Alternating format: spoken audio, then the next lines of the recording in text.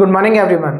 एक बार फिर से आप जुड़ चुके हैं इंडियन हिस्ट्री चैनल के साथ, जिसमें हमने पढ़ना स्टार्ट किया था एक ऐसा टॉपिक जो एग्जाम की दृष्टि से बहुत ज्यादा इंपोर्टेंट हो जाता है, जिसे हमने बोला था आधुनिक भारत।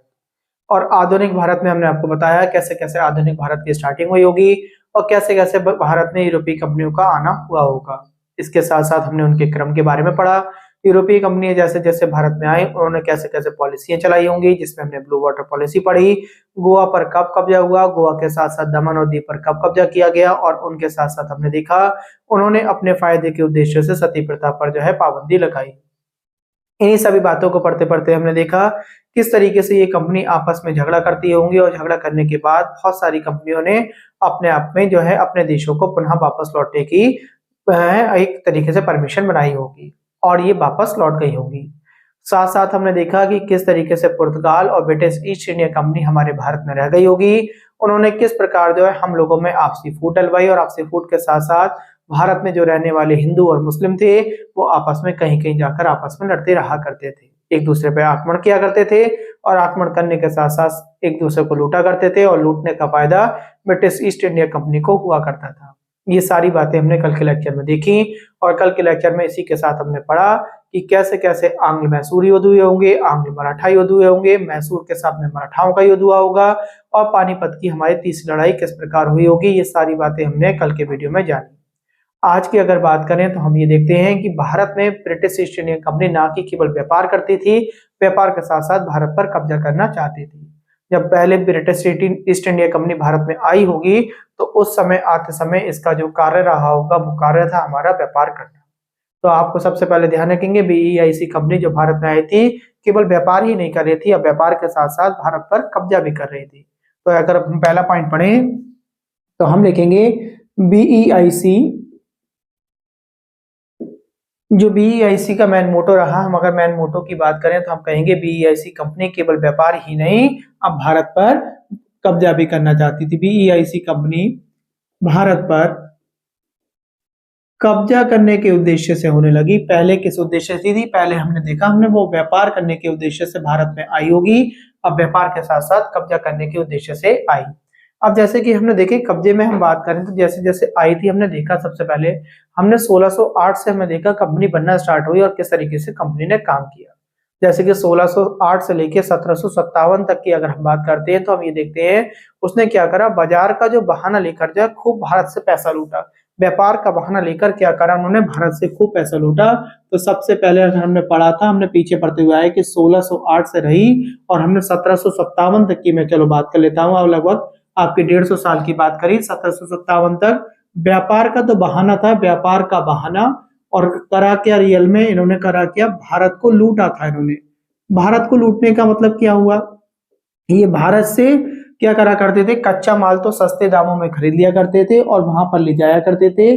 भारत से कच्चा माल खरीदते थे सस्ते दामों में, भारत से कच्चा माल खरीदते थे ये सस्ते दामों में, और सस्ते दामों में खरीदने के बाद अपने यूरोप में ले जाया करते थे, कंपनियों में ले जाया करते थे, वहां पे मशीनों से उस माल को तैयार करवाते थे, और वो कच्चा माल मशीनों से जो है बहुत जल्दी तैयार हो जाया करता होगा। और उसके साथ साथ मशीनों से जब वो चीजें तैयार होती होंगी तो उनका क्या होता होगा, बनावट में बड़ी जो है सुंदरता रहती होगी, उसमें कलर वगैरह डाल दिया करते होंगे ये, और उन चीजों को जो है बहुत ज्यादा सुंदर बनाकर भारत में आकर दोबारा से पुनः बेचा करते थे।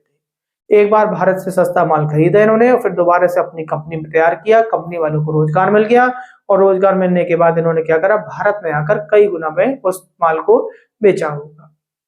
तो हमने ये देखा कि सबसे पहले हमने देखा कि 1608 से लेकर 1757 में व्यापार का बहाना लेकर भारत को लूटा। लूटने का तरीका मैंने बता दिया किस तरीके से भारत को उन्होंने लूटा होगा। अब देखें अगर हम बात करें 1757 से हम 1857 तक की अगर बात कर लें तो आप सोचेंगे 1757 से 1857 में इन्होंने क्या करा, कई गुना में जो है चीजों को बेचा होगा, कई गुना में माल को बेचा, जो माल यहाँ से ही खरीदा और दोबारा उन्होंने तैयार करवाया, माल बेचा। इसे हम इस तरीके से भी मान सकते हैं जैसे कि मैंने कहा कि जो इनका माल तो सस्ता हो गया, सस्ता होने के साथ साथ जल्दी से तैयार हो जाता था, लोग बाग को खरीदा करते होंगे इनके माल को। उसका दूसरा कारण ये रहा धीरे धीरे जैसे इसने अपना पकड़ भारत में बनाना स्टार्ट करी, इसने भारतीय चीजों को महंगा करवा दिया, भारतीय चीजों पे बहुत ज्यादा टैक्स लगवा दिए। जब भारतीय चीजें महंगा हो जाएंगी और इनका माल सस्ता मिल रहा होगा तो कोई भी व्यक्ति सस्ते माल की तरफ ज्यादा आकर्षित होगा महंगे माल की अपेक्षा।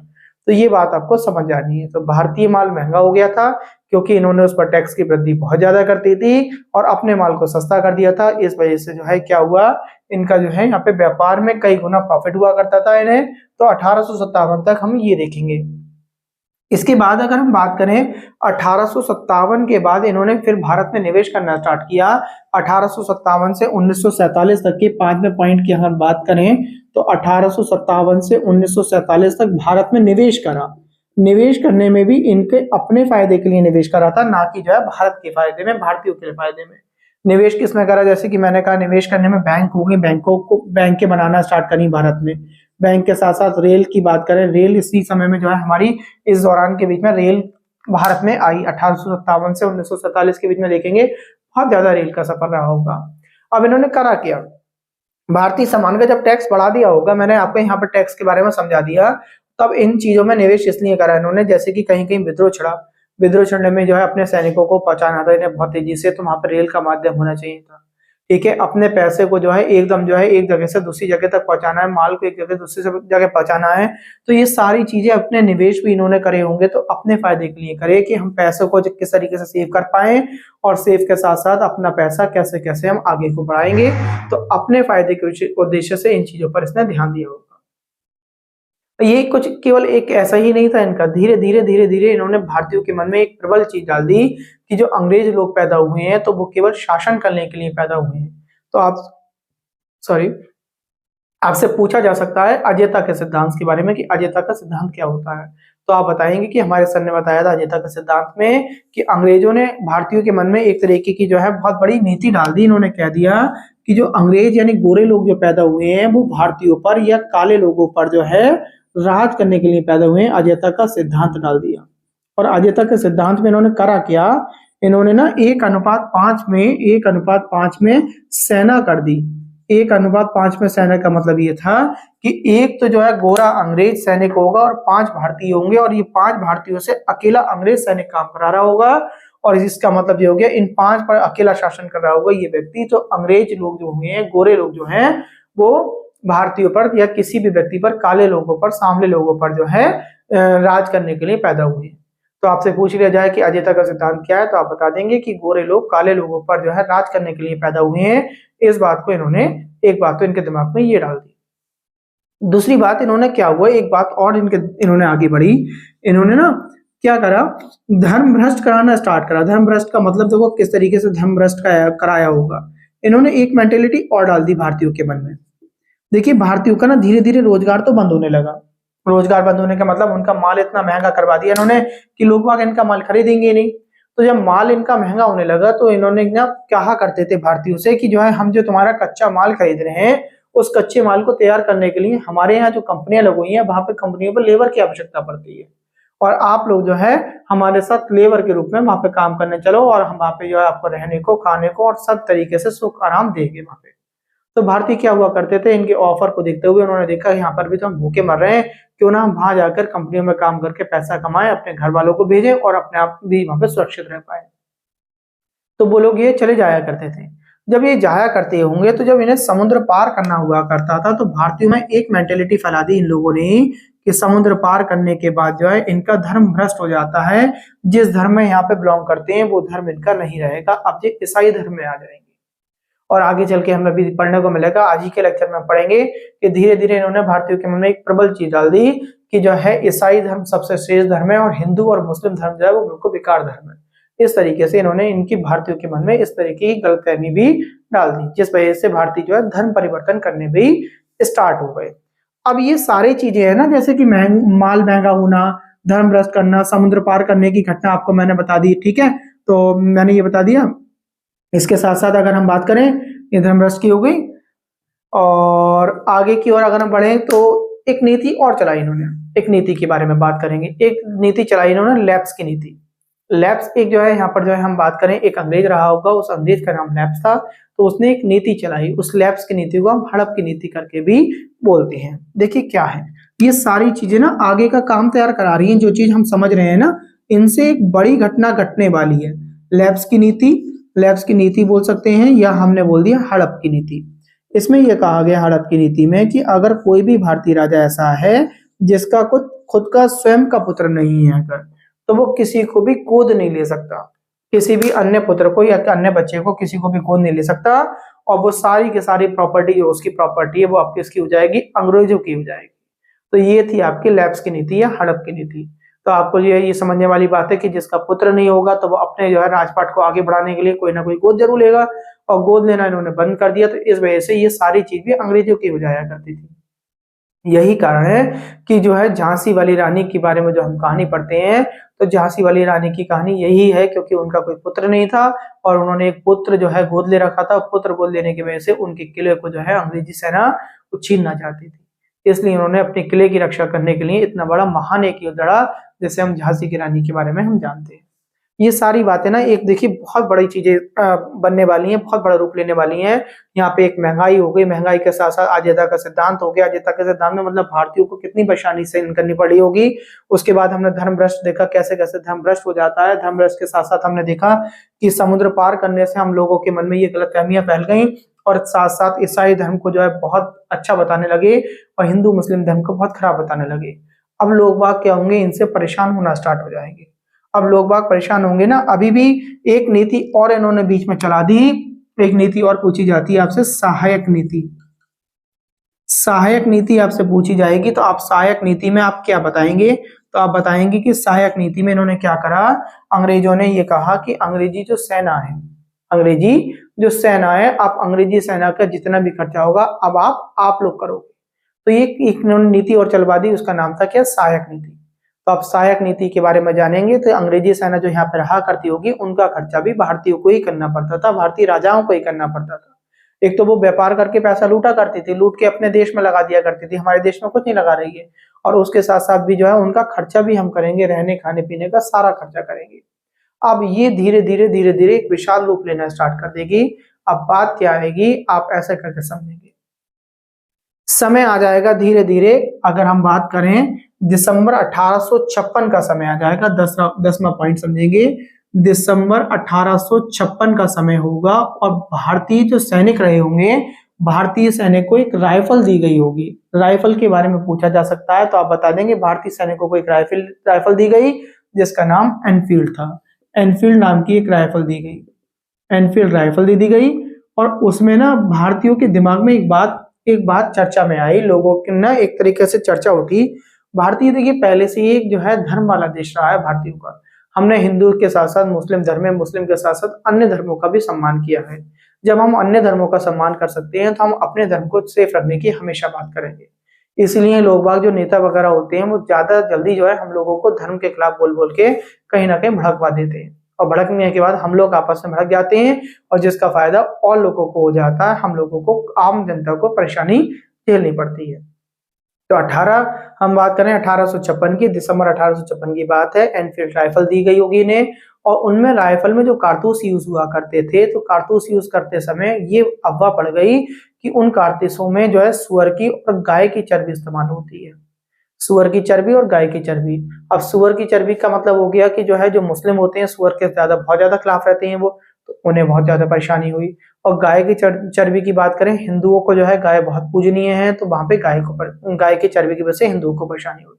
तो इस बात की लोगों ने आलोचना स्टार्ट कर दी। आलोचना के साथ साथ उन्होंने मना कर दिया कि हम ये कारतूस वगैरह आपने दांत से चबा के थूकना होता होगा, फेंकना होता होगा, अब ये काम हम नहीं करेंगे। जब धीरे धीरे आगे बढ़े होंगे, तो आगे बढ़ने पर क्या हुआ, 29 मार्च 1857 के दिन की बात हो रही है। 29 मार्च 1857 वाले दिन एक सैनिक था, उसका नाम था मंगल पांडे। मंगल पांडे से कहा गया कि मतलब उन कारतूसों को इस्तेमाल करने के लिए, उसने उन कारतूसों को इस्तेमाल करने के लिए मना कर दिया। दिन था 29 मार्च 1897। सैनिक का नाम था मंगल पांडे, उसने इस बात को मना कर दिया। और मना करने के बाद सैनिकों ने उसे जब पीटना स्टार्ट करा, तो उन्होंने गुस्से में आके 2 सैनिकों को मार दिया। 29 मार्च 1897 29 मार्च 1857। और अगर हम बात करें 29 मार्च 1857 की, कौन व्यक्ति था, मंगल पांडे था। और मंगल पांडे ने 2 सैनिकों को मार दिया। कितने सैनिकों को मारा, 2 सैनिकों को उसी समय मार दिया। यानी सबसे पहले किसी ने अगर आवाज उठाई तो वो व्यक्ति जो है मंगल पांडे है। और 1857 की इस बात को बहुत ज्यादा याद रखा जाता है। अगर हम स्वतंत्रता के लिए बात करें तो बहुत सारे लोगों ने हमारी ये कहा है कि 1857 की क्रांति जो है पहली स्वतंत्रता के लिए लड़ाई लड़ी जाने वाली क्रांति मानी जाएगी। तो इन्होंने 2 सैनिकों को मार दिया होगा और अब अंग्रेजों में एकदम ये बात उठ गई कि अगर इस विद्रोह को अभी शांत नहीं किया गया या इस बात की सजा नहीं दी गई तो क्या होगा, भारतीय और ज्यादा जागरूक हो जाएंगे और हमें किसी ना किसी तरह से परेशानी में ला सकते हैं। तो इन्होंने क्या करा, 8 अप्रैल के दिन यानी 29 मार्च से दिन ही कितने बचे, 30, 31 2 दिन इधर और 7 दिन उधर, यानी 7 और 2 9 दिन छोड़ने के बाद 10वें दिन जाके 8 अप्रैल को और 8 अप्रैल 1857 को मंगल पांडे को फांसी दी थी। कितनी तेजी से इन्होंने काम करा, तो आप ध्यान रखेंगे 11 के बाद 12 था, 12वां पॉइंट हो गया। 8 अप्रैल की बात करी, सन ने मैंने बताया 8 अप्रैल 1857 को मंगल पांडे को फांसी हो गई। तो यहाँ पे फांसी के बारे में अगर आपसे पूछे तो तुरंत आप ये भी बता देंगे कि केवल 10 दिन के भीतर जो है फांसी दे दी गई। सन ने बताया इस विद्रोह को दबाने के लिए, शांत करने के लिए। अब लोग बाग इतने भी जो है सीधे नहीं थे। लोगों ने देखा कि जो है एक व्यक्ति ने जो है हमारे हक की लड़ाई के लिए काम किया। उन्होंने, मार्च हो गया, अप्रैल में फांसी दे दी गई, अप्रैल में फांसी दे दी गई। इस फांसी के बाद भी अंग्रेजों पर कोई फर्क नहीं पड़ा। तब लोगों को बड़ी जो है भीड़ इकट्ठा हुई और भीड़ इकट्ठा होने के बाद सबसे पहले मई में ना 10 मई को 300 सैनिकों की टुकड़ी निकली। 300 सैनिक इकट्ठे हुए अपने मंगल पांडे सैनिक की याद में, या मैं आपसे कहूं कि इस विद्रोह को देखते हुए 10 मई को जो है, आप ध्यान रखेंगे 10 मई की डेट बताई सर ने, 10 मई 1857 की बात हो रही है। 10 मई 1857 के दिन 300 सैनिक की टुकड़ी जो मेरठ से चली है, आपकी मेरठ से, ठीक है, उत्तर प्रदेश का मेरठ, मेरठ से दिल्ली की ओर बढ़ी और दिल्ली की ओर बढ़ेगी, दिल्ली को निकली है। दिल्ली को निकलने का कारण बताएंगे इनका सबसे पहले हम आपको। तो जब ये निकली होगी तो बीच में इन्होंने सबसे पहले शस्त्रागार लूटा है, अंग्रेजों का शस्त्रागार लूटा है। तो आपसे ध्यान रखना, पहली लूट जो की गई है वो मेरठ में की गई है, शस्त्रागार लूटने की इन्हीं सैनिकों ने लूटा होगा। ठीक है, दिल्ली से निकली कब, 10 मई को निकली, और वो सॉरी मेरठ से निकली दिल्ली के लिए 10 मई को, और 11 मई को ये दिल्ली पहुंच जाएगी। कहाँ पहुंच जाएगी, दिल्ली पहुंच जाएगी। तो 14वें पॉइंट में आप ये याद करेंगे कि 11 मई को पहुंच गई है, 11 मई 1857 को ये दिल्ली पहुंची। और दिल्ली में जो बैठे होंगे मुगल सल्तनत का जो लास्ट राजा है, हमने जो पढ़े थे, उनका नाम था बहादुर शाह जफर द्वितीय। बहादुर शाह जफर बैठे हुए होंगे। तो बहादुर शाह जफर जब बैठे होंगे द्वितीय ये, तो इनके पास पहुंचेंगे ये जनता, ये सैनिक पहुंचेंगे और उनसे कहेंगे कि तुम्हारे जो पूर्वज थे, इतनी बड़ी मुगल सल्तनत हमारे भारतवासियों के लिए इतना सारा काम करते हुए आ रही है, और आज ये समय आ गया है कि अंग्रेज हमें दबा रहे हैं, हमें मार रहे हैं, और आप एक राजा होके, यहाँ के बादशाह होके आप शांत बैठे हुए हैं। तब बहादुर शाह जफर सोचेंगे कि जो है मैं तो, ये बूढ़े हो चुके होते हैं, और ये बूढ़े के साथ साथ इनके महल में ना अब इनका अंग्रेजों के सामने इनका भी जो है कोई सिक्का नहीं जम रहा था। कितने सैनिक थे, बहुत से अगर बात करी जाए तो बताई जाती है, किताबें बताती हैं 150 से 200 सैनिकों के आसपास ही रखा करते होंगे उस समय। और इतनी बड़ी कंपनी की अगर बात करें तो उस कंपनी में हम देखें 150 से 200 लोग क्या लड़ पाएंगे उस कंपनी से, जो ब्रिटिश ईस्ट इंडिया कंपनी इतनी हावी हो गई थी। तो ऐसी कंडीशन में इन्होंने क्या करा, फिर भी बहादुर शाह जफर द्वितीय ने कहा 300 आप लोग और 150 के करीब ये, चलिए मैं आपके लिए अंतिम लड़ाई लड़ने की कोशिश करूंगा। अब ये जो है बहादुर शाह जफर दिल्ली से जो है इस क्रांति का जो है मोर्चा संभालेंगे। ठीक, कहां से स्टार्ट हुई, हमने कहा मेरठ से चलते हुए आई, दिल्ली तक आए, दिल्ली में आके ये हुआ। बहादुर शाह जफर के लिए एक परेशानी और भी थी। बहादुर शाह जफर दिल्ली में लाल किले में रहा करते थे, दिल्ली के लाल किले में। और इन्होंने क्या करा, जो हम 11 मई की घटना बता रहे हैं उससे लगभग 3-4 दिन पहले ही ना ब्रिटिश ईस्ट इंडिया कंपनी के लोग आए बहादुर शाह जफर द्वितीय के पास और उनसे बोले कि आप इस ना लाल किले को खाली कर दीजिए, अब यहाँ पे जो है हम अंग्रेजी कंपनी बनाना चाहते हैं, आप लाल किला खाली कर दीजिए। तो उन्हें मालूम था लाल किला तो मुझे वैसे भी खाली करना है, अब तो मैं बिल्कुल मर ही रहा हूँ, मुझे भी तो सड़क पे आना है, इससे बढ़िया मैं अंतिम बार में इनके ही साथ देके चले जाऊं। तो इससे क्या हुआ, किसी ना किसी तरीके से ये तो सोचेंगे कि हम मुगलों ने या अंतिम वंशज ने भी कोई ना कोई कार्य करने की कोशिश की।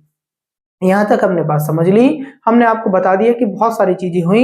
एक बात और बता दूं मैं आपको, 1813 में एक चार्टर पास करा था इन्होंने, जिसकी चर्चा अभी थोड़ी देर पहले की हमने। 1813 में अंग्रेज सरकार ने एक चार्टर पास करा था, जिसमें चार्टर पास करा उसमें ये बताया गया कि ईसाई धर्म सर्वश्रेष्ठ है, ईसाई धर्म सर्वश्रेष्ठ बता दिया इन्होंने, और अन्य धर्म को क्या करा, उसकी जो है अवहेलना कर दी। ईसाई धर्म सर्वश्रेष्ठ बोला और अन्य धर्म की क्या करी इन्होंने, अवहेलना कर दी, यानी इसका जो है ईसाई धर्म का प्रचार करना स्टार्ट कर दिया कि आप लोग ईसाई बन जाइए। तो आज के वीडियो में हमने बहुत सारी चर्चा करी, कैसे कैसे मंगल पांडे ने विद्रोह उठाया होगा, कितने सैनिक मारे, कब फांसी दी गई, इन बातों की हमने चर्चा कर ली। हमने देखा अंग्रेजी कंपनी जो है कैसे केवल व्यापार के उद्देश्य से आई थी, धीरे धीरे भारत पर कब्जा करने स्टार्ट कर दी। अगर आपसे पूछा जाए कि ये जो है इन्होंने मंगल पांडे कहाँ के थे, तो आप बताएंगे कि बहरामपुर में, बंगाल में एक छावनी थी, बैरकपुर छावनी के नाम देंगे आप, तो बैरकपुर छावनी में मंगल पांडे रहा करते थे। ठीक, और अगर बात करें हम 34th इन्फेंट्री बंगाल की बात कर रहे हैं हम यहाँ पे। ठीक, अगर छावनी की बात करें तो आप बताएंगे 34th इन्फेंट्री थी। ठीक है, बैरकपुर में थी, बंगाल में थी, एक छावनी थी, उसमें रहा करते थे, जहां इन्होंने 29 मार्च वाले दिन 2 सैनिकों को मारा था। आज के वीडियो में केवल इतना ही। कल हम अगले नई वीडियो में इसी कहानी को आगे बढ़ते हुए समझेंगे। आज के लिए इतना ही। धन्यवाद, नमस्कार।